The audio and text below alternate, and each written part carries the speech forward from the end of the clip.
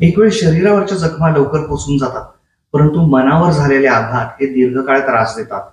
शब्दांचे तीक्ष्ण बाण हे काळजामध्ये खोल रुतून राहतात कायमचे. नातेसंबंधात, आपापसात आणि जीवनातही माधुर्य टिकवणं हे फार महत्वाचं आहे. आणि यासाठीची प्राथमिक गरज आहे ती म्हणजे आपल्या वाणीत सुद्धा माधुर्य असण्याची. आणि हाच कानमंत्र, हाच संदेश आपल्याला त्याची आठवण करून देण्यासाठी मकर संक्रांत अगदी ठरवलेल्या वेळी दरवर्षी 14 जानेवारीला आपल्या भेटीला येतेच. अगदी एखाद्या वर्षाचा अपवाद असतो की ती 13ला किंवा 15 जानेवारीला साजरी होते. तसं पाहिलं तर जानेवारी हा इंग्रजी कॅलेंडरच्या अनुसार वर्षाचा प्रथम महिना आहे. तेव्हा नवीन वर्ष सुरू होतं या महिन्यामध्ये. जे जरी आपल्या सनातन संवत्सराला अनुसरून नसलं तरी सुद्धा आता आपण इंग्रजी कॅलेंडरला आपलंसं मानलेलंच आहे आणि आपले रोजचे कारभार सुद्धा याच कॅलेंडर प्रमाणे होत असतात. तेव्हा नवीन वर्षामध्ये पहिला सण जो गोडव्याचा संदेश घेऊन येणार आहे तो आहे मकर संक्रांत, म्हणून मला तो अगदी स्वागतार्ह वाटतो.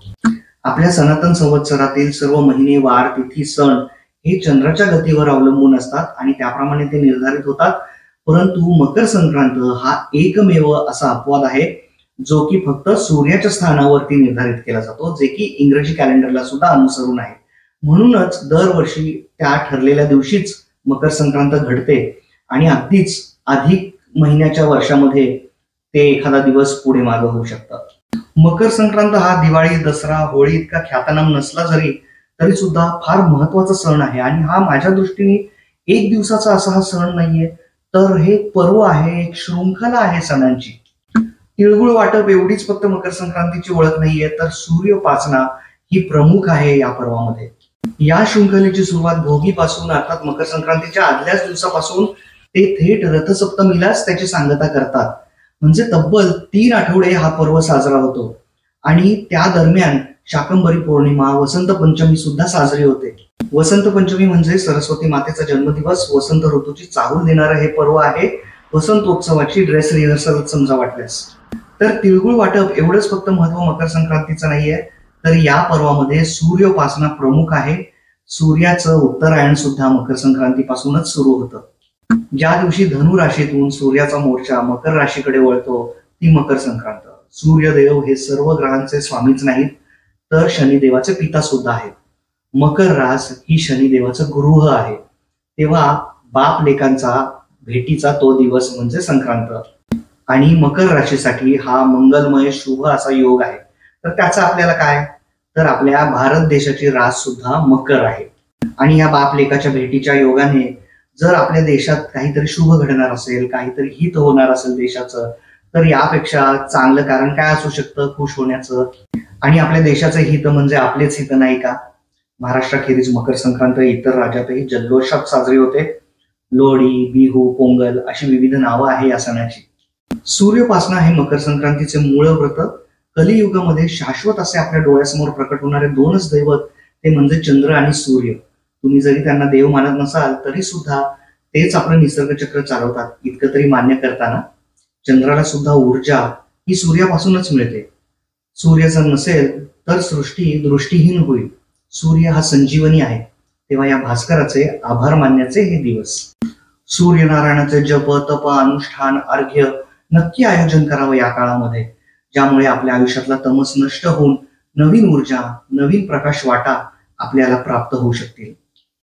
रथसप्तमीच्या उगवतीला तर दूध उकळत ठेवून पूर्व दिशेकडे दूध ओतू घालवून सूर्यनारायणाला अर्घ्य अर्पण करण्याची पद्धत आहे. अर्घ्य देताना नेहमी सूर्याचे विविध नामोच्चार किंवा मंत्रोच्चार करावेत. अनेक सुंदर सुंदर श्लोक, मंत्र सूर्याबाबतचे आपल्या पुराणात आहेत. नाहीच तर गायत्री मंत्र म्हणावा, जो सुद्धा सूर्यनारायणाला समर्पित आहे आणि बहुतेक आपल्या सर्वांनाच तो तोंडपाठ असतो. गायत्री मंत्र येण्या इतकं तरी हिंदू कमीत कमी प्रत्येक हिंदूने असावं अशी माझी माफक अपेक्षा असते. दिवसातनं 5-10 सूर्यनमस्कार घालणं सुद्धा प्रत्येकासाठी फायद्याचं ठरेल. आणि रथसप्तमीला तर जागतिक सूर्यनमस्कार दिन म्हणून गेले अनेक वर्ष ख्याती प्राप्त आहे. जगभरचे योग साधक मकर संक्रांत ते सूर्यसप्तमी अर्थात रथसप्तमीपर्यंत विक्रमी संख्येने सूर्य नमस्कार घालण्याचा प्रयास करतात. अशी आधुनिक पद्धत आलेली आहे. सण जितके आपल्या परंपरांना अनुसरून असतील तितके साजरे दिसतात हे जितकं खरं आहे ना, तितकंच रथसप्तमीचं हे आधुनिकीकरण अतिशय स्तुत्य आहे. इतर सणांचं आधुनिकीकरण करताना सुद्धा सर्वांनी हे भान ठेवावं. मकर संक्रांतीला सूर्याचं संक्रमण मकर राशीला होतं. उत्तरायणाला सुद्धा प्रारंभ मकर संक्रांतीपासूनच होतो. अर्थात संक्रांतीपूर्वी जी रात्र मोठी आणि दिवस लहान होते, यापुढे मात्र दोन्ही समान असणार आहेत. अशा प्रकारे मकर संक्रांतीला केवळ आध्यात्मिकच नाही तर ऍस्ट्रोलॉजिकल आणि ऍस्ट्रॉनॉमिकल म्हणजे ज्योतिषशास्त्रीय आणि खगोलशास्त्रीय महत्व सुद्धा तितकंच आहे. आपल्या सनातनी परंपरांचा स्वभाव म्हणजे आपण आपल्या सर्व संकल्पना, भावना, विश्वास जो आहे त्याला मूर्तरूप साकार करण्याचा प्रयत्न करत असतो. एक मजेची बाब म्हणजे मकर संक्रांतीची सुद्धा देवी असते आणि तिचं स्वरूप अक्राळ विक्राळ असल्याचं ऐकिवात आहे. तर या संक्रांतीचं स्वरूप म्हणजे ती एक छोटीशी कुमारिका मुलगी असू शकते, युवती असू शकते, प्रौढ असू शकते किंवा वृद्धाही असू शकते. ती वाहनारूढ असते. एखादा वाघ, सिंह, हत्ती, घोडा किंवा कुठल्याही पशु पक्षावरती आरूढ होऊन येते. ती एखाद्या विशिष्ट दिशेहून येते, एखाद्या विशिष्ट दिशेकडे चाललेली असते आणि तिसऱ्याच दिशेकडे पाहत असते.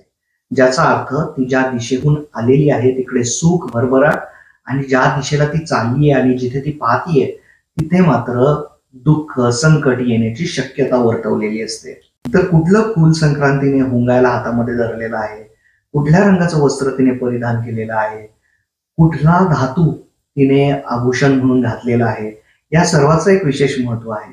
म्हणजे तिने घातलेला जो रंग आहे वस्त्राचा, तो रंग आपण येत्या संक्रांत सणाला वर्जित करावा आणि जो धातू तिने अलंकार म्हणून, दागिना म्हणून चढवलेला आहे तिच्यावरती, तो मात्र या वर्षभरात महागणार असा त्यामागचा संकेत समजावा. संक्रांतीचा आगमनाचा काळ आणि अवधी सुद्धा ठरलेला असतो आणि हा काळ आणि अवधी म्हणजे सूर्यसंक्रमणाचीच ती वेळ असते आणि अवधी असते. आणि या अवधीमध्ये कुणी सुद्धा एकमेकांशी भांडू तंडू नये, निंदा नाराजगी करू नये, वाईट वंगाळ बोलू नये कोणाबद्दल सुद्धा, जमीन नांगरू नये, गवत उपटू नये किंवा खुरपू नये, दात घासू नये, हातपाय घासू नये, बोटं मोडू नये किंवा कुणालाही काही दूषणे देऊ नये, शाप देऊ नये. उलट एकमेकांना तिळगुळ वाटप करावं आणि गोडव्याचा संदेश द्यावा. तिळगुळ घ्या, गोड बोला असं सांगत आपण मकर संक्रांतीचा सण साजरा करावा. आणि यापुढे सर्व रुसवे फुगवे विसरून एकमेकांशी एकोप्याने आणि गोडीनेच वागू असा संकल्प करावा. तर अशी ही संक्रांती देवीची माहिती मजेशीर असली तरी त्यात नक्कीच काहीतरी तथ्य असणार आहे. याशिवाय काही परंपरा इतके वर्ष चालत आलेली आहे आणि मराठी कॅलेंडरच्या पहिल्याच पानाच्या मागे ही माहिती तुम्हाला सापडेल. नवीन कॅलेंडर आलं की मी आवर्जून ही माहिती सर्वप्रथम वाचतो. मला फार उत्सुकता असते त्याबद्दल जाणून घेण्याची. तर अगदी सुलभ रीतीने सर्वांच्या पचनी पडेल असं संक्रांती देवीच्या स्वरूपाच्या माध्यमातून मकर संक्रांतीची शिकवण ही सर्वांपर्यंत पोहोचावी असा यामागचा मानस असावा. आणि काय अवघड आहे यामध्ये समजायला, सोपा संदेश आहे संक्रांतीचा. आपण जर आपल्या आयुष्यात सत्याने वागलो, धर्माने वागलो, गोडीने राहिलो, कुणाचंही जाणून बुजून काही नुकसान नाही केले आणि आपल्या जीवनशैलीमध्ये योग्य ते बदल वेळेतच आणले तर आपल्यावर कुठल्याही प्रकारची संक्रांत येईल तरी ती कशी. थोडक्यात काय, आपण शत्रुता संपवून मैत्री माधुर्य अंगीकारले तर आपल्या मागे कुठलीही पिढा येऊ शकत नाही. संक्रांत काळात दानधर्माला विशेष महत्व आहेच. याशिवाय परस्परातील नातेसंबंधामध्ये सुद्धा प्रेम, जिव्हाळा, आपुलकी, सलोखा आणि काळजी सुद्धा निर्माण करवण्याचा एक प्रयास आहे. म्हणूनच ठिकठिकाणी सुवासिनी सर्रास हळदी कुंकवाचे उपक्रम राबवतात. एकमेकींना वंसा देणं, वाण लुटणं, याशिवाय लहानग्यांचं बोरन्हाण घालणं, नवीन कुलवधूचं स्वागत करण्यासाठी तिला काटेरी हलव्याचे दागिने घालून तिचं कोड कौतुक करणं, जावयाचा मानपान करणं, ह्या सगळ्या प्रथा राबवल्या जातात. तीळ, गुळ आणि वंशामध्ये दिल्या जाणाऱ्या भाज्या या कडाक्याच्या थंडीच्या ऋतूमध्ये प्रत्येकाच्या शरीराला ऊर्जा देणाऱ्या आणि अत्यंत पोषक अशा आहेत. त्या देण्यामागं समोरच्या व्यक्तीचं स्वास्थ्य उत्तम निरोगी राहो अशी शुभकामना असते. मकर संक्रांत हा अगदी भर हिवाळ्यात येणारा सण थंडीने अगदी नीचबिंदू गाठलेला असतो. तेव्हा अशा मोसमामध्ये कुणी रस्त्यालगतही अगदी पांघरुणाला सुद्धा वंचित राहू नये. तेव्हा या हेतूने जर आपण स्वेटर्स, चादरी, रजया, घोंगडी, गोदडी किंवा इतर गरम कपडे गरजूंना दान केले तर ते सर्वाधिक पुण्याचं ठरेल. एरवी आपल्याकडे सणासुदीला किंवा मंगल प्रसंगाला काळे कपडे वर्ज्य मानतात, परंतु मकर संक्रांतीला मात्र ती परवानगी असते. काळे कपडे वातावरणातली ऊर्जा शोषून घेतात आणि उबदार ठरतात. त्यामुळे ही ऊब जी आपल्या शरीरासाठी महत्वाची आहे हिवाळ्याच्या दिवसामध्ये ती आपल्याला काळ्या कपड्यांच्या मार्फत मिळते. आणि हलव्याचे दागिने हे काळ्या कपड्यावर अगदी शोभून दिसतात. तर अशा प्रकारे मकर संक्रांतीमध्ये किंवा आपल्या प्रत्येक सणामध्ये आपली जीवनशैली ऋतूप्रमाणे कशी चेंज व्हावी, कसे बदल यावे त्यामध्ये, हे सर्व प्रयोजन असतं. ऋतुमानाप्रमाणे आपल्या खानपानामध्येच नाही तर आपल्या जीवनशैलीमध्ये सुद्धा योग्य ते बदल झालेच पाहिजेत. आणि याची खबरदारी सणांची आखणी करताना आपल्या पूर्वजांनी अगदी नेटाने घेतलेली आहे. मकर संक्रांतीचा फारच गडद इन्फ्लुएन्स आपल्या महाराष्ट्रीय खाद्य संस्कृतीवर सुद्धा झालेला आहे. मूळ प्रथा शकुनापुरते तीळ, गुळ आणि वंशामध्ये मोसमी भाज्या देण्याची, परंतु आपण तिथंच न थांबता यातून सुद्धा आपली खाद्य संस्कृती इव्हॉल्व्ह केलेली आहे. म्हणजे पहा ना, भोगीच्या नैवेद्यासाठी आपण जे मिश्र भाज्यांचं एक विलक्षण रसायन तयार करतो आणि जे बाजरीच्या भाकरीसोबत आपण खातो ते ज्याला आपण खेंगाट म्हणतो. याशिवाय शाकंभरी पौर्णिमेला देवीला आमच्याकडे मिश्र पालेभाज्यांचं एक गरगट तयार केलं जातं. याशिवाय तीळ आणि गुळ फक्त शकुनाला न देता आपण त्याच्या वड्या, चिक्की किंवा तिळाची पोळी करतो. याशिवाय काटेरी हलवा आहे, जो आपला मराठी खाद्य संस्कृतीचा एक प्रमुख भाग आहे. मकर संक्रांतीतले अगदी प्युअर मराठी घटक म्हणजे काटेरी हलवा आणि हलव्याचे दागिने.